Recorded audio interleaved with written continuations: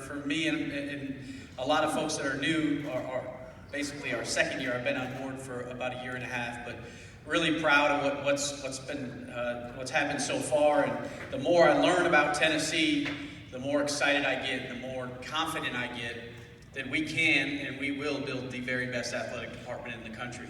It's the power of this fan base that gives us a huge, huge opportunity. I don't know of another athletic department that can fill a 100,000-seat stadium and a 20,000-seat arena and a soon-to-be much bigger baseball stadium, and do it with the passion and the volume of our fan base. That's been awesome to see, and it's something I'm still learning about. But all the changes we put in place have kind of skyrocketed, and we've achieved success early on, as John alluded to. I'll go over some of the stuff that that occurred here in the last couple of years, but the last year. But we're way ahead of schedule, I think. We have great early momentum in terms of getting where we want to be, but we're not anywhere close to finish. We're not anywhere close to the end goal of, again, building the very best athletic department in the country. So getting on board, January of 2021, I guess that would be. I think my first week on the job, we had to hire a football staff. I'm a big fan of Jim Collins and Good to Great. You got to get the right people on the bus. We've recruited a lot of people to Tennessee. It's a great place to recruit to. People see the unique opportunity we have.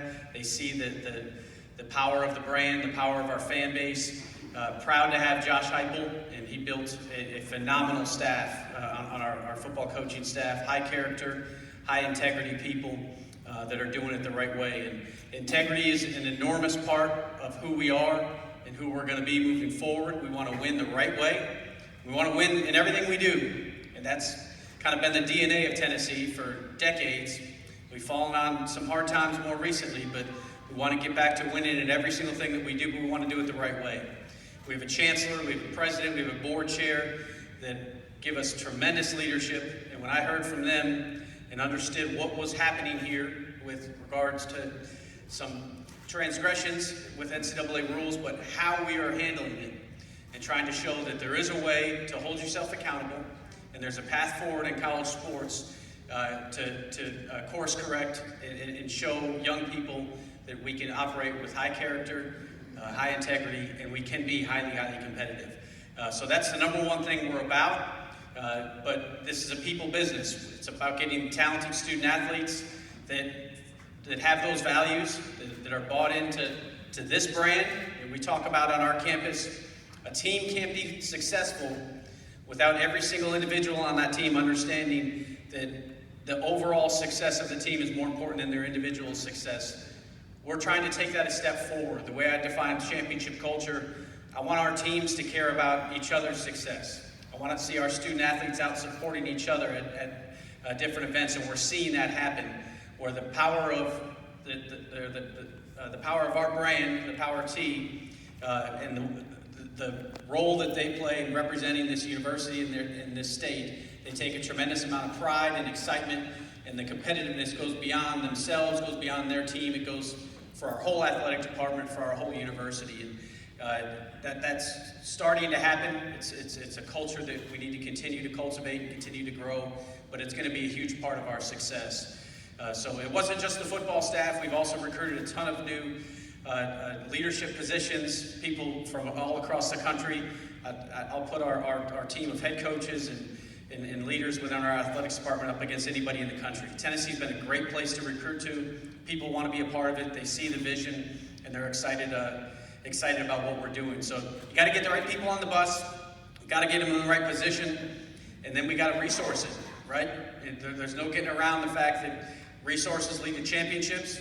The expectations we have need to be reasonable within how we're funding our programs. And when Tennessee Athletics was the best version of ourselves, back in the day, I've heard lots of stories, wasn't that long ago, and we've seen that we can do it, but we had the top budget in the SEC.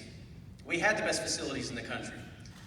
This athletic department was a first mover in so many different ways, going back to the 60s and 70s and 80s and 90s. We were progressive. We supported all of our teams. We supported women's sports way before anyone else and had a ton of success. We built facilities before other universities. And we need to get back to being innovative and being progressive as quickly and as aggressively as possible. And when we do that, the power of this fan base, again, is going to take us where we want to be. But from a resource standpoint, we've grown our budget very aggressively. The high water mark for our athletics department was a $143 million operating budget. We'll be $170 at the end of this year, coming out of COVID. That's from implementing a revenue machine that looks a lot like the NFL or the NBA. From a fan perspective, some of you may have noticed that your tickets in Neyland Stadium went down. 60% of our price points went down. We're trying to be more accessible to more families across the state of Tennessee. If 60% went down, 40% went up. Sorry about that. That wasn't my decision. I was all about the ones that went down. But we have to do a good job of monetizing our venues. You know, it's great to say we have 100,000 in the stadium and 20,000 in the arena, but if we're not implementing the best practices to take advantage of that, shame on us. You know, we need to march forward, and we just announced a strategic plan last month to get our budget up to $200 million plus. That starts to get into top 5 athletic departments. That's what the big boys across the country look like. That's where we should be. That's where we were. The numbers were different 20 years ago, but those are the people that we were locking arms with in terms of national rankings across the country. We have to get our facilities back to the best in the country. We have about a $300 million project at Neyland Stadium we're working on that is, I'm sure you guys know, it's direly needed. I've walked just about every inch of that facility, and we got to get better. Our fan experience has to get a lot better, and we know that. Proud to have the projects that are opening up this coming year, the Lower West Club and the North End Zone Party Deck and the new North End Zone video boards. We'll now have 2 video boards. Gives our creative team a lot of cool things they can do, and the fan experience will get a lot better with those 2. But the reason we started those 2 projects is they're both profitable. They both bring in more money than they cost from a debt service standpoint, so we can pour that excess dollars into things that don't generate revenue, like, as you all know, the restrooms, the concessions, the size of the concourses. It all needs to get a lot better. So we have a lot of work to do over the next 3-4 years in that venue. We're embarking right now on a $30 million expansion to the Anderson Training Center, our day-to-day home for our football program. When we built that thing, it was the best in the country. We've gotten past. With this expansion, we'll get right back up to a top-tier football building, which is so important for recruiting, the day-to-day experience of our student athletes, the culture that we want to have. Winning teams have strong, positive culture. Kids are having fun. They're excited about coming into the building every single day. That goes for every one of our sports. Really excited about what that project's going to do for our football program as we move forward.